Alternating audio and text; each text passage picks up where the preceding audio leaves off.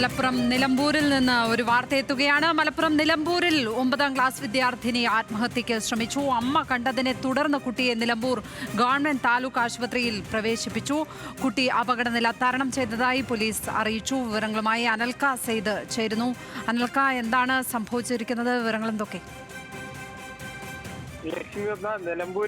മലപ്പുറം നിലമ്പൂരിലെ 9ാം ക്ലാസ്സിൽ പഠിക്കുന്ന വിദ്യാർത്ഥിയാണ് ഇത്തരത്തിൽ ആത്മഹത്യക്ക് ശ്രമിച്ചിരിക്കുന്നത്. അതായത് വീട്ടിൽ അമ്മ പുറത്തേക്ക് പോയ സമയത്താണ് റൂമിൽ വാതിലടിച്ചുകൊണ്ട് ഇത്തരത്തിലൊരു ആത്മഹത്യാ ശ്രമം വിദ്യാർത്ഥി നടത്തിയത്. ആ ഘട്ടത്തിൽ തന്നെ അമ്മ പെട്ടെന്ന് വീട്ടിലേക്ക് വന്നത് കണ്ട ആ സമയം കൊണ്ട് തന്നെ വിദ്യാർത്ഥിയുടൻ തന്നെ നിലമ്പൂരിലെ സ്വകാര്യ ആശുപത്രിയിൽ പ്രവേശിപ്പിച്ചു.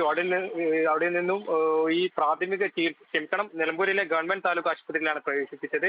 ആ ഘട്ടത്തിൽ അവിടെ നിന്നും പ്രാഥമിക ചികിത്സ നൽകി മഞ്ചേരി മെഡിക്കൽ കോളേജിലേക്ക് റെഫർ ചെയ്യുകയും ചെയ്തു. അതായത് കുട്ടിക്ക് നിലവിൽ മറ്റ് പ്രശ്നങ്ങളൊന്നുമില്ല.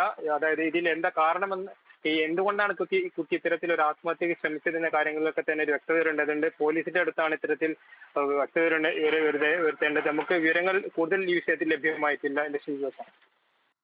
കൂടുതൽ വിവരങ്ങൾ അറിയേണ്ടതുണ്ട്. അനൽക സെയ്ദാണ് വിശദാംശങ്ങൾ പങ്കുവച്ചത് ഇപ്പോൾ മലപ്പുറത്ത്.